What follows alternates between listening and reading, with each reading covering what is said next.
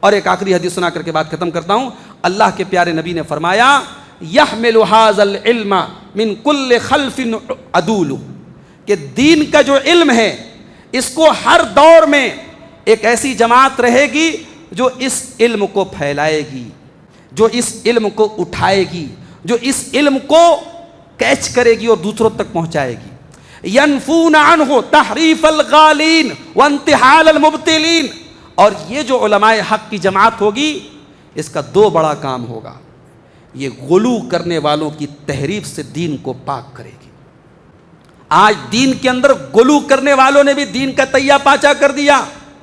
انہوں نے بڑے بڑے علماء اور بڑے مسلمانوں کے بڑے بڑے ائمہ کو کافر تک کہہ دیا کہ بھئی وہ بزدل ہیں، وہ کافر ہیں، مدینے کے امام کافر ہیں، مکے کے امام نعوذ باللہ کافر ہیں. حالات ایسے بھی ہو گئے کہ ایسے بھی مسلمان پیدا ہوئے جنہوں نے کہا کہ بس دنیا میں ہم 2-4 لوگ مسلمان ہیں، باقی سب کافر ہیں. تو اس قسم کے جو غلو کرنے والے لوگ ہیں، علماء حق کی جماعت ان کے غلو کے پردے کو چاک کرتی ہے. وانتحال المبتلین. اور باطل پرستوں نے دین کے اندر جو ملاوٹیں کی ہیں، جو صحیح کے ساتھ غلط کو مکس اپ کیا ہے اور صحیح اور غلط کو آپس میں گڑمٹ کرنے کی کوشش کی ہے، علماء حق کا کام ہے. اللہ کے پیارے نبی فرماتے ہیں علماء حق کا کام ہے کہ وہ اس گڑمٹ اس دین کے اندر ہونے والی گڑبڑ کو دور کریں گے.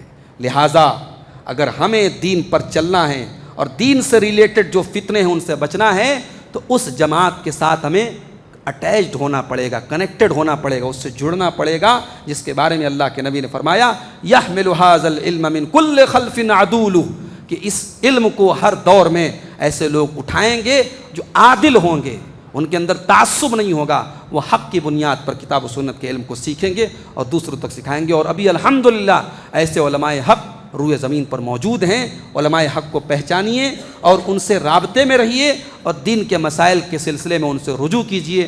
نوجوانوں کو خاص طور سے تاکید کروں گا، آپ کے اندر اگر دین کا جذبہ ہے بہت اچھی بات ہے، لیکن دین کا جذبہ اگر صحیح رخ پر ہے تو آپ کو وہ جنت تک لے کے جائے گا، کامیابی تک لے کے جائے گا. لیکن دین کا جذبہ غلط ٹریک پر ہے تو وہ آپ کو گمراہی کی طرف بھی لے کے جا سکتا ہے اور لے کے جا رہا ہے.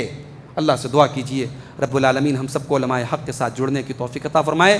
رب العالمین ہمارے نوجوانوں کی خاص طور سے حفاظت فرمائے. اللہ ان کو شہوتوں کے فتنے سے بھی محفوظ رکھے اور شبہات کے فتنوں سے بھی اللہ تعالیٰ ان کو محفوظ رکھے. دین کے نام پر ہونے والی جو خرافات ہیں، دین کے نام پر ہونے والی جو غلط فہمیاں ہیں، اللہ تعالیٰ ان سے ہم سب کو دور رکھے. اللہ تعالیٰ ہمیں علماء حق سے علم دین کو حاصل کرنے اور سیکھنے کی توفیق عطا فرمائے. اللہ تعالیٰ ہماری ماؤں بہنوں کو بھی دین کا عالم بنائے، ان کو بھی دین کی سمجھ عطا فرمائے. اللہ ہماری ہر قسم کی ذہنی اور جسمانی تکلیفوں کو دور فرمائے. اللہ ہمارے کاروبار میں برکت نصیب فرمائے. اللہ رزق حلال کی توفیق عطا فرمائے. اللہ ہمارے ملک کو ہر قسم کی پریشانیوں اور بلاؤں سے محفوظ رکھے. اللہ ہمارے ملک کو امن، چین اور سکون کا گہوارہ بنا دے. اللہ ہمارے ملک کا اقتدار ایسے لوگوں کو سونپ دے جو امن، شانتی اور انسانیت کی بنیادوں پر اس ملک کو چلائیں. رب العالمین ظالموں کے ظلم سے، شریروں کے شر سے ہم سب کی حفاظت فرمائے. اللہ ہر وبا، ہر وائرس سے ہم سب کو محفوظ رکھے. جب تک دنیا میں زندہ رکھے، اسلام پر زندہ رکھے، ایمان پر زندہ رکھے اور خاتمہ ہم سب کا ایمان پر ہو. آمین. وآخر دعوانا ان الحمد للہ رب العالمین. والسلام علیکم ورحمۃ اللہ وبرکاتہ.